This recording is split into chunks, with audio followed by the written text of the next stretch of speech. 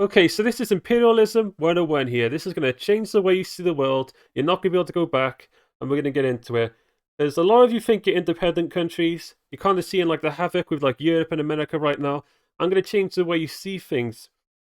So first, I want to go to Ireland, yeah? So first, I want to go to Ireland. And you might be from Ireland, and you might think, and I asked you, are you an independent country? You'd say, yeah. Well, most of it is. You'd say, yeah. And we got independence in the early 1900s. You know, we're fiercely independent. You know, we're all good and stuff. We got our own, like, within some organizations like the EU, but we're equal partners. We're equal partners. So, and then we go to Poland. Poland's right here. So then we go to Poland, and I say, "Hey, Poland. So what about your country? Are you an independent country?" And then Poland's gonna go, "Yeah, actually, we got partitioned a few times, but like we've been independent. Like we were like a bit of a puppet state in the '90s by the Soviet Union when I was around. But now within an equal union, you know, Germany has a bit more say than us, and you know, France they pay more into the budget. But you know, we're an independent country. We're part of the EU. We're a part of NATO, but we're all equal countries. What if I told you now? Now I'll zoom out a little bit here. What if I told you now that out of every single country in the world right now, there's maybe only a dozen who are actually independent? That's mind blowing, isn't it? Out of all these countries, yeah, most of them are a part of empires, and there's an overlord who tells them what to do, and then they're just independent on a map. Now, for example, the US, that's the independent country. One of the very few independent countries is the US, because the US has their empire. NATO, if you're a part of NATO, you think, oh yeah, we're all cooperating. NATO is their puppets. Is like their colonies basically. They're all US colonies. And you saw that in the trade war. And you saw this in the trade war, see? Capitulation or compromise. This right here that people got very angry about, that Ursula von der Leyen, the head of the EU, I think she's like the commission president. She put a deal on her that to simplify it, it's not a good deal at all. It lowers trade barriers the EU has up to like protect their market, but then the US can dump goods into the EU market. The EU, like a lot of people hate against tariffs now. They're like, oh yeah, tariffs. Like, but actually, the EU and countries like that, they protect their market with tariffs. Tariffs are very important. This was a complete capitulation, and people went, How come she capitulated? Because the EU is so entangled in the US market, they're so entangled using the US defense, they're basically puppets.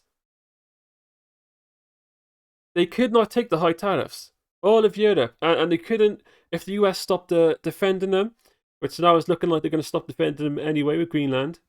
That might be some conflict. But they're so entangled that they're basically a part of the empire. They're provinces of the US.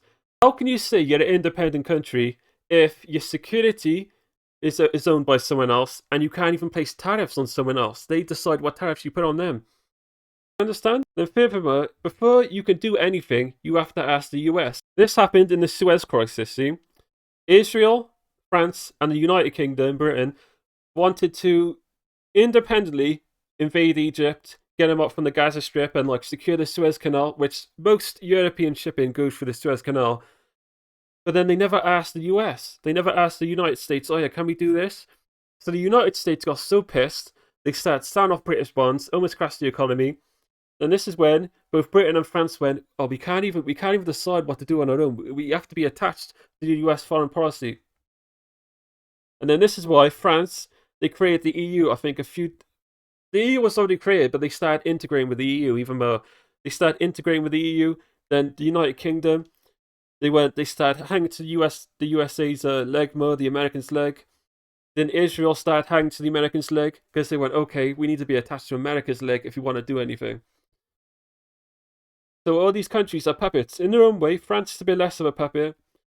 Israel decides more because they basically bribe the US politicians, but they're still protectorates and puppets. The US protects them. The US decides what they do. So say if Britain, France, whoever, Poland, wants to go to the Sudan, because there's there's like civil war, there's unrest. People are saying it's mass killings, of innocent people. Well, after they went, okay, I'm gonna go to the Sudan and then I'm gonna invade them. I'm gonna try bring back order. You know, well, I'm gonna try bring back order. I'm gonna install like a government that's good. I'm gonna stay around.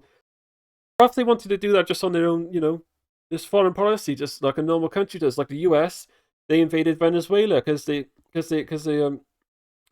they invaded Venezuela because it was a leader they didn't like. The leader was oppressing the people, so they went, okay, we're just going to invade him. We're gonna invade him, switch the leader.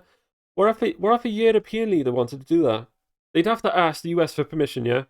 And the US could say no. And if they did it anyway, the US could sanction them, could put a lot of pressure on them. Could say we're not going to defend you. We're going to let Russia invade you.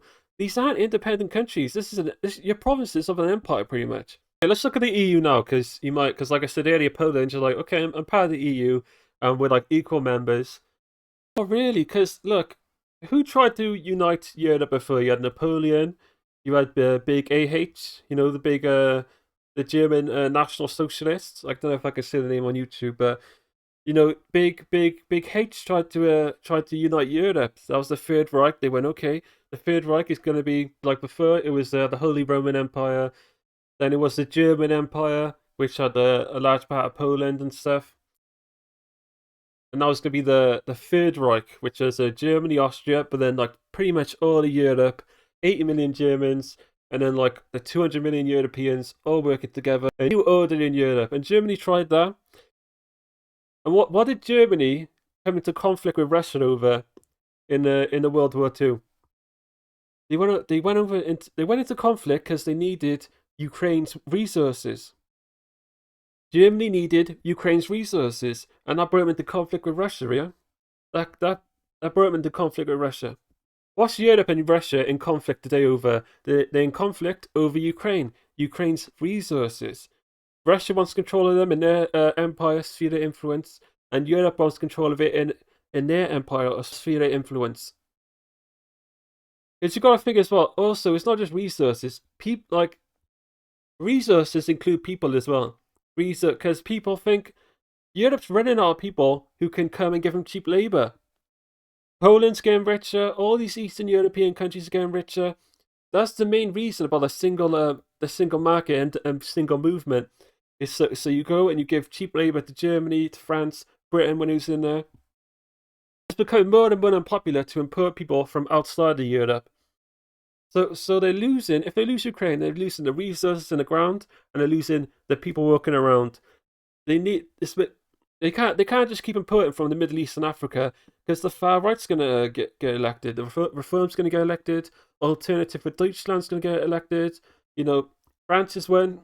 Even though France is one is on a shaky ground right now. With Le Pen, she's being indicted and everything. But it's the people that are saying, "Oh, look, they won't stop immigration. We will." So that's what. So, and what does Russia want? Russia wants to control the area that supplies gas and oil to Europe, and they want to control the people as well. It's actually a battle of empires. You shouldn't look at it as a battle of nations. It's a battle of empires over resources, including people. And Russia also needs that based in Crimea. If you look, Russia's huge, but all their ports are iced. Look, that's the North Pole. Like, come on, you have a port in Vladivostok down here. They have a port there. That's a good port for them. But for Europe, their only port is down here in Crimea, which they took in 2014 from Ukraine. If they had Ukraine, see this part, they'd have a nice warm water port in Europe. They could in the Black Sea, very important for them. And the Black Sea is kind of owned by Turkey right now. They don't have many options, and then they have the Baltic Sea here, which is blocked by NATO members. They're basically surrounded by NATO members here, which is the US puppets. All their ports. That's why they want to destroy NATO. The American Empire is all the ports are surrounded. They want to destroy NATO and America because of this, and they see this war as a cost benefit of getting rid of NATO. It's destroying NATO over Ukraine right now. It's destroying it. I'm not supporting Russia here. I'm just giving you the geopolitical facts. That's what I'm here for. it's not really about nations and ethnicities. Like, the leaders like to play out, Russia just wants to dominate Ukrainians. It's mainly about the strategic importance of this area right here. But anyway, that's for Germans' National Socialist project. They needed Ukrainian resources. Because we look here. Yeah, so this is what Germany wanted in World War II. You see here, this is World War II now. They wanted Right Commissar Ukraine, and then they wanted this part of Muscovy, but they mainly needed Ukraine because they wanted to autarky. They wanted to be, full of resources. They also wanted the Caucasus here for the oil. They got from Ukraine. Ukraine, it produces so much grain. It's got lots of coal as well. It's very rich in resources. This is why German wanted them, because then they'd be food sufficient. They sent German settlers there. This is what they wanted, and they wanted a bit more of Muscovy by year. Then they wanted the Caucasus for oil, but that's mainly what they wanted was Ukraine. If they could cut a deal where they just get Ukraine, they take it. And we look at the Treaty of Brest-Litovsk. Brest-Litovsk. I don't know if I said that right, but this is the treaty when in World War I, when Russia lost. This was the treaty. You see here, they wanted this part. They wanted Ukraine. They wanted Poland, or the Poland. They wanted the Baltics too. Then they wanted to carve off Finland as well, and then a bit of the Caucasus as well for the Caucasus oil fields. So they came into the same thing with Russia twice, same aggression with Russia twice over the same thing, and now it's a third thing that they're getting involved with Russia in. So this is a continuation, and what I'm getting at here, Germany dominates the EU now. The EU is basically, they couldn't do it by force, and this isn't to make the EU look bad either. Come on, instead of doing it by force, France as well. They went. How about we give them money, we do a single market, we unite Europe, but this time by choice, because by choice we'll just be better off. Then they've moved towards federalizing it. But they've got free movement, free resources. You don't have to own Poland to take their resources anymore. You put them in a single market, they send you their resources, they send you their manpower. You don't need to conquer Poland. You don't need to conquer Ukraine. Free market, free movement. It's being a part of an empire. And Germany, they pay the most money in, so they get the most say. That's why these countries are happy paying money, because they pay the most money, they get the most say. This is basically a German empire, with France having a second say, but everyone else is far behind France. If Germany and France like align on something, it's going to get done. If Germany wants something, it's going to get done. It's a bit like an empire in an empire. So the EU, Germany's empire, the Third Reich, no, the Fourth Reich, I'm sorry. The Fourth Reich wants Ukraine again. So you look at Poland and you say, Poland, are you really independent? And this isn't to spare like Paul exit, whatever you call it, from the EU. It's just giving you the real. I'm giving you the 101, and it won't sound pretty to people who like the independence, who like being independent countries so much. I'm giving you the real about what this world actually is. That even though we see these nice pretty borders, I look at France, I look at Ireland there, look at Spain, look at Portugal, and we're like, okay, these are independent countries, but they're not though. They're not really independent countries. An actual independent country, apart from the US, is India.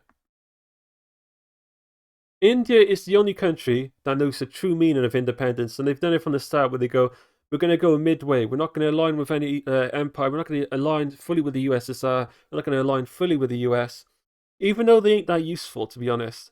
But still, just to have them on this side to surround China now.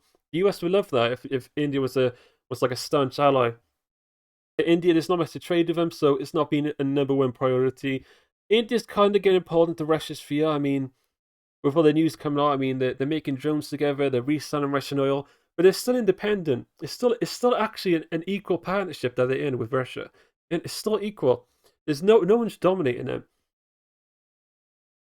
It's mainly like countries like Pakistan. Pakistan can't really stand on its own 2 feet. It's got a lot of people, got a lot of resources, but they've just not. Maybe it's the military junta, maybe it's the government, I don't know, but they've not just been. They need the US. When they were having their growth period, the US was giving them aid money. That's when they were growing in independence, obviously. And when the US stopped giving them money because they didn't really feel like they needed Pakistan anymore, the US just didn't give them aid money anymore. Now China's giving them aid money. China's creating a Belt and Road initiative. They're making ports in Pakistan to give Pakistan oil. So Pakistan's kind of getting pulled into China's sphere of influence, China's empire, China's hegemony now. So, and it's not going to be an equal partnership with China.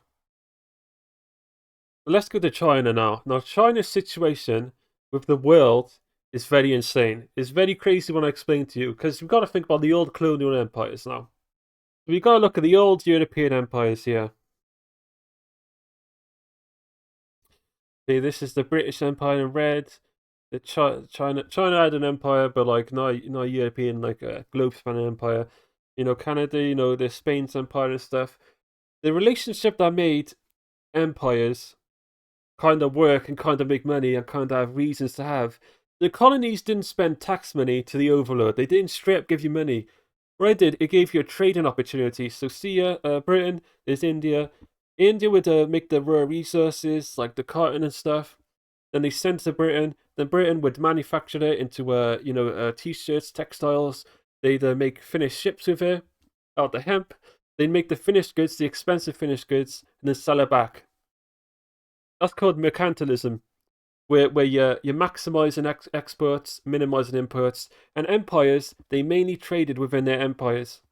This is why when Spain's colonies got independence, so you can call them kingdoms, a part of the Spanish Empire, they don't like to be called colonies. They see more of an equal status. Spain basically did the same thing where they didn't let the colonies trade with each other. They could only trade with Spain. You see, that's how Spain made their money. Even though Spain didn't do much with it. They didn't do much with it. They didn't end up making much industry. They basically just got gold sent to them. But they didn't let the colonies trade with each other, and the colonies could only trade with Spain. Britain can trade with the colonies. Britain can sell their manufactured goods to the colonies. So when they revolted, Britain protected their independence, and Brazil as well. Brazil signed a treaty of navigation and commerce where Britain got preferential trade agreements with them to sell them manufactured goods. Then Britain made Portugal recognize their independence, and Portugal wasn't going to be able to get back Brazil. It's quite a small country, but Britain supported them in getting recognition as a recognized power, or a power that can't be conquered by anyone else. Like if France wanted Portugal, though if France wanted Brazil, they couldn't just conquer Brazil because it's an unrecognized power, like an African power is unrecognized. Got equal standing, but this is why Britain protected the independence of South America, because the overlords were going to make it so the colonies could only trade with them. If I made coffee, I can only send to the overlord. Then maybe the overlord resells it somewhere. I can't make t-shirts. I can't make ships. I can't make any finished goods. I have to send the iron. They make me a sword, and they send it back to me. This is how you kept the coin flowing. Because gold is a finite resource, and all paper money was backed by gold back then. It was actually, I don't even know if paper money got introduced a bit later, but gold was traded back and forth. You had to make sure you kept gold in your coffers. You couldn't go sending your gold out everywhere. Because if Britain's more efficient than you, and you do free trade with them, your gold's gonna pour it out to Britain. And this is why the colonies got mad at the overlords. It's a limited economic opportunity because we can only farm, we can only send you resources. Like we can't sell these finished goods like anyone else. We can't even make these finished goods unless you're a dominion. India's textile mills were destroyed in the north, so they went to farms instead. But it's basically that trading opportunity that made these empires work.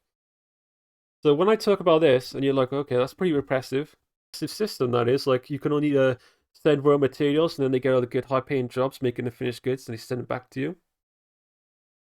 This is the relationship China has with the world. Seriously, this is the relationship China has. China sends you finished goods, you send them resources. Our main inputs for China are like mechanical goods. They're not the cars. We're importing all these finished goods. Well, the import mainly is oil. That's their main input. We send them food. We send them critical chips and stuff. We send them rare earths. We send them basically all these just like we send them cotton. we're not sending. They're getting all the high paying jobs, and they're very industrialized now. This is why the world's deindustrialized, because China can make it cheaper. And China is very mercantilist in their market. It's not easy at all to sell in their market. If you say in Germany you're a car company, and a lot of the West's company growth, has been selling in the Chinese market, and the Chinese know this. They've got a billion people. If a billion people buy your cars, you're going to make more money. It's new markets. So China was able to go, okay, you can sell in the Chinese market, but you have to do a joint venture. You have to come in with this other company, and you have to send them your technology. So German car makers, they got a bunch of knowledge, experience, technology. They'd have to give it to a Chinese company, which is usually state owned, to sell in the Chinese market. And this sounded like a good deal, because you'd think German car companies, they've been on top for like 300 years. No, not 300. They've been on top for like 100 years. They got all this experience. They're well renowned for their quality. But China, people didn't expect this from China, that China would start innovating, and they make the same car Germany can make, but cheaper and sometimes even better. If not the same quality, sometimes even better. So why does China need to buy German cars anymore? They can make it cheaper and better. So Germany is losing that market. This is why Germany's in recession right now. They're losing the Chinese market, and China is going to all these other markets in the world and saying, look, we got a German car here, or maybe better than a German car, we can make it cheaper for you. This is why they're going to Africa. They're doing all this investment in Africa, like the Europeans did. Why did the Europeans go to Africa and start building this infrastructure and start making these countries out of their tribes? Because there's new markets to sell to them, and you made a lot of money selling them goods, and then they send you raw materials. This is what China's doing with Africa. Obviously, the Africans got like the independence and stuff. Africans can see it in a better light than someone taking over.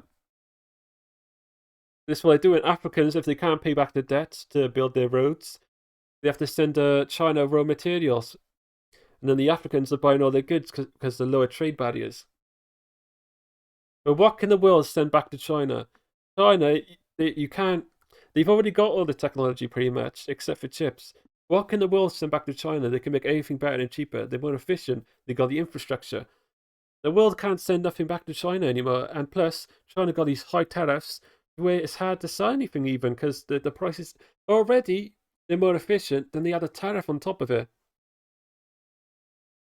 So the world is basically China's colonies right now. Really, the world is pretty much China's colonies right now. Do you know how many people died for the UK to have all these colonies, to be able to make them send raw resources, to send back finished goods? China got done that by choice. That's what we got to respect about them, because they did that by choice. They didn't have to conquer no one. They didn't have to go, okay, I'm setting 70% tariffs on you, so you can't sell anything back, possibly. We're getting all the high paying jobs. China did it by choice. And that's pretty much the good thing about the Neo-Imperialism. This is by choice. And, people don't feel dominated. It's basically adapted for the age of nationalism. I'm Polish, I'm independent, we've been independent. It's adapted to it. If like, it actually is, that Poland, when you looked at Poland on the Wikipedia page, it said protectorate, it said American protectorate, part of the German sphere of influence. Polish people would get mad as hell. They'd say, what the hell? They're saying we're a part of the American Empire and we're part of the German sphere. We're going to revolt. You know what I mean? So it's adapted to this new world.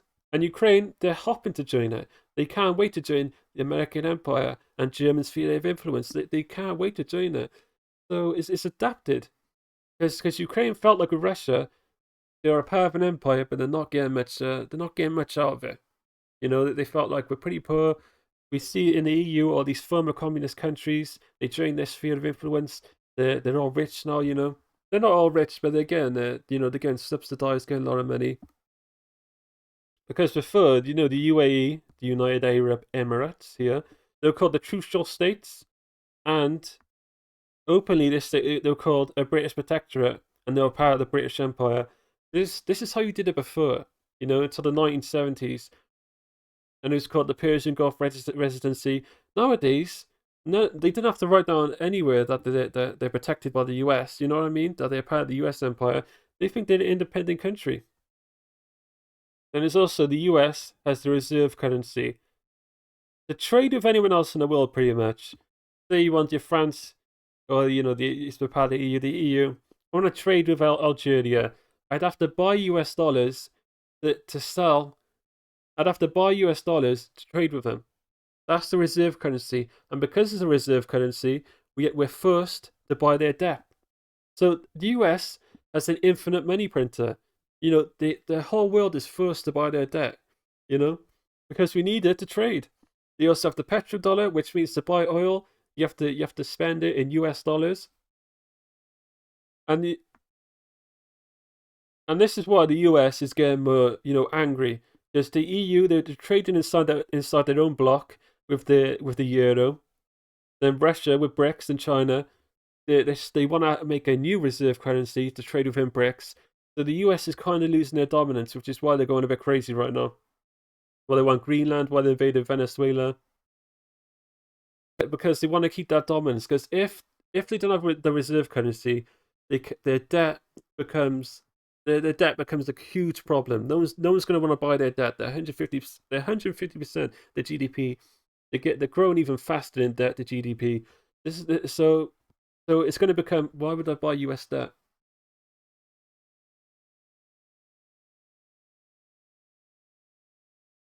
So they're in a very privileged position to economically dominate the world. This is why they have such a big economy.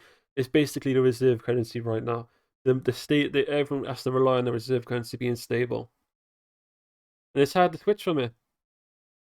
And this is why the US won. They're trying to get Taiwan, because if China gets Taiwan, which has all the chip manufactories, China owns all the rare earth production facilities. Then Taiwan. This is where your chips come from for your computer that you're watching on, your phone that you're watching on, your refrigerator. They get Taiwan. They have the best chips. They have the rare earths. They have the world by the balls. China is gonna, if it wants to be, it's gonna be world hegemon. But even if not, it can bully other countries into doing whatever they want. If they want a good trade deal on that's good on their end, they're going to say, okay, we're going to restrict rare earths. They did it to the Dutch. The Netherlands wanted to annex the company that China's going to buy, a chip company, because they don't want the technology going to China. And the US told them not to do, to stop the sale. Then China restricted rare earth exports to the EU. Then the Netherlands had to go, okay, the sale goes ahead. I can't, I need the rare earths to survive. So this is the sort of stuff that China can do. And this is why the US will die for Taiwan. Because the US, their world hegemony, their economy, even though if they lost the empire or their world hegemony, they'd still be a top country. They'd still be good. They'd still be pretty rich. A lot of countries have lost their empire and their world hegemony, and they're still top economy, still good place to live, but they're not. They don't have that power that before. They don't have that oomph. They're not economically dominant. They can't make a bunch of wealth out of nothing, pretty much. So it's downsides to it. I'm not saying the US would become a very bad country, but the leaders, the rich, the leaders, they don't really care about they don't really care about the average person. So they like to go, okay, we control an empire, and that's why the leaders talk about that. They go, oh, we have an empire. Europe's our protectorates. That's why we should take Greenland. They love that power is intoxicating. So this is why they die for Taiwan, no matter what it takes. No matter what it takes, they die for Taiwan. And it's why the US is kind of dumping Europe right now about Ukraine. They're doing a cost benefit analysis. And they're looking at it saying the EU has way more to gain than us. The Ukraine has been stand off the. I didn't mean to call it the Ukraine. I know Ukrainians hate that because it sounds like we're going to their beach and they feel like it's Russian imperialism hangover. I don't mean to call it the Ukraine. They don't like that. A lot of them anyway. Just call it the Ukraine. Oh, I said it again. I'm sorry. Anyway, Ukraine sold off their resources. They've also got BlackRock who wants to buy their country for their cheap, all their land, all their farms. But the US is looking at it going, okay, I'll give you 100 billion a year. I'm not going to make that much money off it. The EU is going to make all the money off it. They're going to get all the cheap Ukrainian labor, their resources for free. The EU should be the one that does this from now on. I'm going to try and negotiate a settlement. I'm going to say, okay, big Vladimir Putin, how about we just give you this much? And then, I get Ukraine resources, you get half Ukraine. But obviously, Ukraine doesn't want that, so now the US is going, okay, if you don't want that, whatever. That's all willing to put into it, because the US says about, oh yeah, we care about democracy and freedom. Russia's an autocracy. We can't have them. They don't care about that. They don't care anything about that. They were looking at resources. They want to block Russia out of the Black Sea. If they took Ukraine, they kick Russia out. They kick Russia out one of the only few trading posts. They kick them out. If Ukraine won this war, they want them out the Black Sea. This would set Russia back so much. You know, they'd have NATO troops on the border. Russia wouldn't be able to do anything about it. So they try to compromise their way out of it. And then they said, okay, Europe, you do it. You buy our weapons you send to us. You're the guys who are going to benefit from this anyway. We don't care that much about defending it. And that might happen with Taiwan if the US is looking at, because I talked about how industrialized they are. It's very easy to transition that to war. This is why the US in World War II was such a big help. They had the most industry in the world. They had all the oil. So getting them to join, they had the most industry. They can easily send making tractors to making tanks, and guns, and it got a lot of people to get employed. China is basically the US in World War II, and the US lost that industry. That's why they're trying to get it back right now. That's why they're doing all these tariffs. They're trying to get their industry back. Because China can turn all their factories and make the toys, whatever, into war machines. And they'd be able to do serious damage to the US. So I do think if the US debt keeps going higher, they keep declining, they're spending more on military, they raise the spending from $1 trillion. $1 trillion, which is the budget of like the UK, like 900 billion, something like that. $900 billion that's the whole budget. They spend that just on military. Donald Trump put it to $1.5 trillion to match China, who's spending probably about maybe 300 to 500 billion. But 300 billion, the labor is so cheap. You know what I mean? The labor is so cheap that the US has to spend 3 times as much to match China's industrial output. And when China's not even in war economy yet. The US for this is basically going to war economy, spending 1.5 trillion on military. That's almost war economy. But China, that's what we have to do to mimic a fraction of their power right now, because they took all the industry from the world, and that's why it's very stupid. So I do expect a settlement to be made, because people like there was a UN resolution in 1971. Because a lot of you think, and this is just a quick thing, a lot of you seem to think that Taiwan's just a random nation China wants to invade. Every country almost agrees, aside from maybe a select few, have said Taiwan is a part of China, it's a province of China that's self-governing. The UN, United Nations 1971 resolution said the People's Republic of China, which Taiwan's called the Republic of China, and then China is called the People's Republic of China. It's very minute difference, because China, based on the Civil War, they broke up. They communists won, but then they got a little island to themselves, and the US sent warships, so they didn't take Taiwan. It's a total mess. But we've all agreed that Taiwan is a part of China, but China can't take control of it. You know what I mean? China can't do what they want with what they own. So it's going to become a very big legal issue, and it's going to become an issue of what if Hawaii. Well, for Hawaii, we all agree that Hawaii is a part of the US. You know what I mean? We all agree. What if one day Hawaii went, okay, say the United States of America, this is the Democratic Republic of the United States of America, because America has some civil war of like fascists and communists or something like that. Then Hawaii, they built their base in Hawaii. How would they feel about it? You know what I mean? We have to think about that. How would they think about it if your country got a bit split in two? And now it's an outpost. It's the outpost of another empire. You see, this Taiwan is the outpost of America's empire to conceal China. And again, I'm not saying that it's right for China to annex them. I don't. It's a very hard question, but I do think the US will end up negotiating a way out. They'll say, okay, maybe like the Hong Kong deal. When the British left Hong Kong and the Portuguese left Macau, they say, okay, one country, two systems with Hong Kong. So they keep some of their democracy, they keep some of their freedoms, they allow the free trade with us, but they're a part of China, and you do govern them at the end of the day. I think that's a settlement they'll find. Because China, if the US goes to war with China, it's gonna kill them. It's gonna be like Britain going to war with Germany, where the US goes, oh my god, we're not the superpower we once were. We're not that powerful anymore.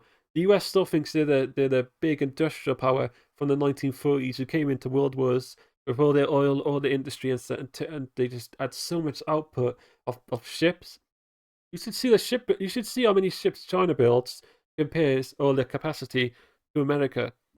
For every one American ship is something like 200 Chinese ships or 300 Chinese ships. Wait, one sec, one sec. I also gotta say, who else is in the American Empire? Japan is. Japan, they're not allowed to have a military or defend themselves or go to war by their own constitution. That's the constitution the US forced on them. And they can, that's the constitution the US forced on them. So this is an eternal base of the US. It's a floating aircraft carrier. Lots of Japanese, they revolt and they hate the American presence on the islands. They're very proud people. And the same with South Korea as well. That's a part of it. Taiwan, the Philippines. And you see all this. This is actual US territory.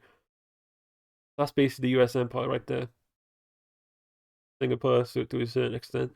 But anyway, if you learned anything new, let me know. If you view the world differently, let me know. Maybe this is like a eyes wide shut moment for you. Like, oh my god, I did not know the world worked this way. To some of you, you already know this, but not many people. This is like the Neo-Imperialism 101, how I'm breaking down how the world actually works, not just looking at borders and nation states, but their spheres of influence around them. Anyway, let me know what you think in the comments. Okay, I'm out.